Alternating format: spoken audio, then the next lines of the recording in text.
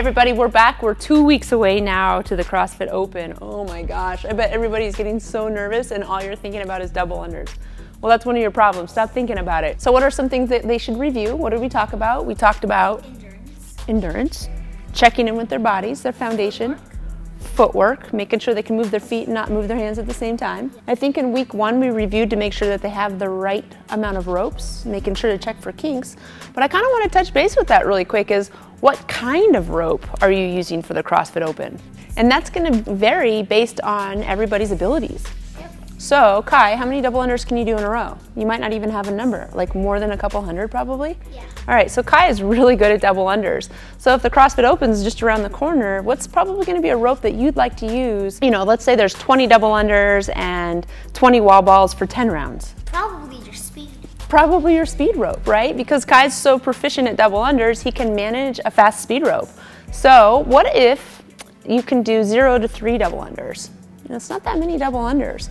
You probably want to use a rope that you can control. Katie has in her hand a beaded rope. A beaded rope is heavier, you can feel it, you can manage it. And so if the reality of it is now that 2 weeks away, you can do 0 to 3 double unders in a row, maybe pick a rope that's gonna work with you and not against you. Don't be the cool guy in the gym that has the speed rope. It's cool to be cool, but you need a rope that you can feel. Yeah. So what if you can do 3 to 19 double unders? That's kind of a sticky point. So look at this rope that I have, the hybrid. This rope is a PVC material. It has a bigger, thicker coating than just the speed rope, and it's lighter than the beaded rope. So this is sort of our in-between. You can still feel it, you can manage it, you can make quick adjustments with knots.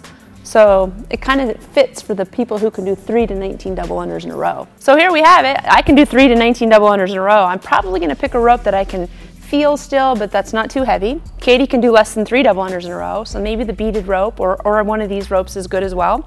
And then there's Kai, who can do so many double unders, he's gonna pick that speed rope that he can control, right? So one thing that we mentioned last week was tying in our CrossFit movements with our double unders and what fatigues us, how it fatigues us, and what size ropes to use. So this week we really want you to focus in again, make sure that the snatch or the wall ball or the burpees, how are those gonna affect you, and make sure that you have the right size length of rope on hand and that you're ready for when the open starts. So one really quick thing that you can do, and we talk about this so much in our seminars, is just check in with your rope size. I'm gonna have Katie and Kai step on the ropes for a second, and I just want you to notice where the ropes are landing on their body. For Kai, for instance, his handles are coming straight to his armpits. With Kai, you know, his arms and his hands can vary throughout his double under training, and so when we have that, we wanna make sure that that rope length provides movement for the arms to move. So Kai, can you just take some singles for a second? Can you drive your arms away from your hands away from your body a little bit to the side? So notice when his arms drive away from his body, his rope length decreases. And so his rope is actually a little bit longer for him because it allows for him to have that movement in his arms. Good.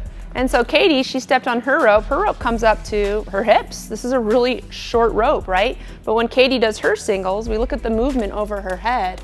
She's got some pretty good movement up there. She's pretty proficient in her ability to keep her hands by her hips the entire time with her double unders. It's doable for her.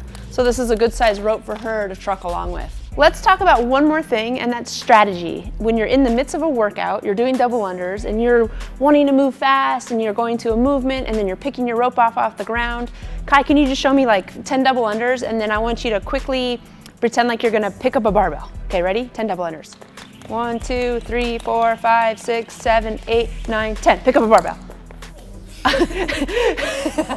That was awesome. You were totally ready for it. Okay, so let's stop right there. What's the first thing you thought of after the 10th double under? Throwing my rope. Throwing your rope and picking up the barbell. Okay, so that's what might go through your mind during the open. You're gonna just throw your rope. So Katie's gonna do it one time. She's gonna do 10 double unders. She's gonna get ready to pick up her barbell.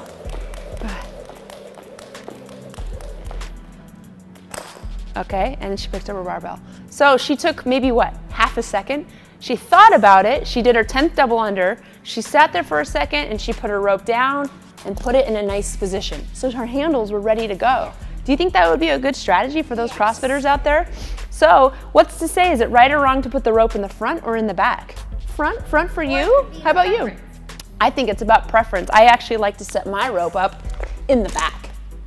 So I think the bottom line though is to be mindful that instead of running to the barbell or running to the pull-up station or wherever it may be, is to put that rope down in a nice place so when you come back to it, it's ready to go and it's not knotted up. Yeah. Awesome. So good luck, you guys. 2 weeks away. Thank you guys for stopping in. We have one more week. We'll see you next week.